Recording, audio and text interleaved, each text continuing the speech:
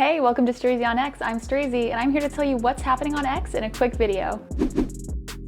Alright, so March 1st marks the beginning of hashtag Women's History Month. And then we've got Elon Musk suing OpenAI and CEO Sam Altman. He filed a lawsuit in San Francisco yesterday, alleging that Altman and another co-founder, Greg Brockman, had violated OpenAI's founding mission, specifically claiming breach of contract, breach of fiduciary duty, and unfair business practices. He's seeking unspecified damages of above $105,000. So why is he doing this? Why does he care? Well, Elon actually co-founded alongside Altman and Brockman back in 2015. He stepped away in 2018, a big part of that being their plan to turn OpenAI from a non-profit to a for-profit company. And apparently, as things seemed to be falling short, Elon offered to become CEO and take the reins, but after that idea was rejected, he was out. Another thing that gave him some more skin in the game was how he donated $44 million to get OpenAI off the ground in the first place. In the lawsuit, it says, imagine donating to a non-profit whose asserted mission is to protect the Amazon rainforest, but then the non-profit creates a for-profit Amazonian logging company that uses the fruits of the donations to clear the rainforest. That is the story of OpenAI. Of course, there's some more details that go into it, so I will leave you some links. We also have the phrase airdrop trending because we see the country Jordan's army has done an airdrop of food aid in some areas of Gaza. Then we have Steve Baker, who is Mr. Baker, you ask. Well, he's an investigative journalist with Blaze Media, and the FBI decided to arrest him and charge him with 4 misdemeanors related to his coverage on the January 6th events. They feel his reporting targeted them. In an interview with Glenn Beck, he said he knew this day was coming, he prepared for it. That's why he initially even turned himself in to the FBI. And then Glenn Beck, who's been a supporter of Baker throughout this, posts this morning a video that shows Baker at the Capitol during the riot,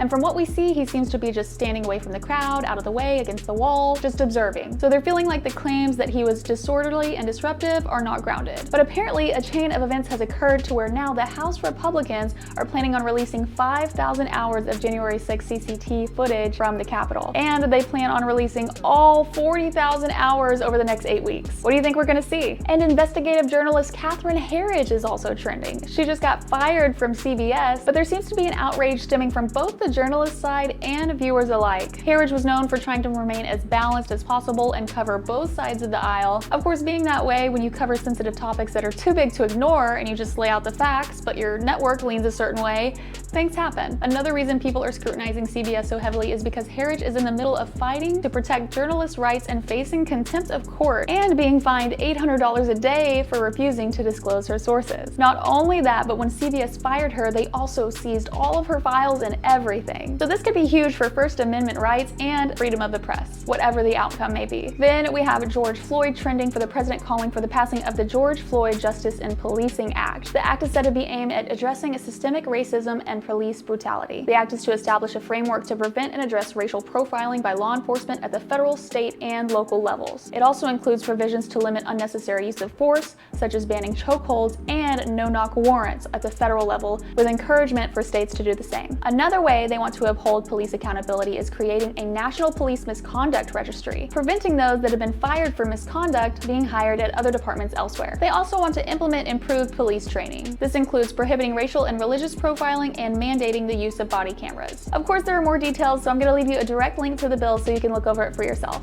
Along with that, you see Laken Riley trending as well. Riley was the 22-year-old from Georgia who was murdered by Jose Ibarra, a Venezuelan who entered the country illegally back in 2022. So Riley is being brought up along with Floyd because as the nation has mourned the death of Riley, there hasn't been any remarks made on the president's behalf like there has been with Floyd since his death in 2020 up until now. And of course, people are holding the president partly accountable with the border situation, along with Secretary of Homeland Security Mayorkas as well. And then CVS and Walgreens are trending because this month they will begin selling the abortion pill Mifepristone, which is one of the 2 drugs needed to complete a medicated abortion, and this will only be coming in select states. We'll see some stores in New York, Massachusetts, Pennsylvania, and California within a week. That's all I've got for you right now. Make sure you're following for weekend updates, and I will see you on Monday.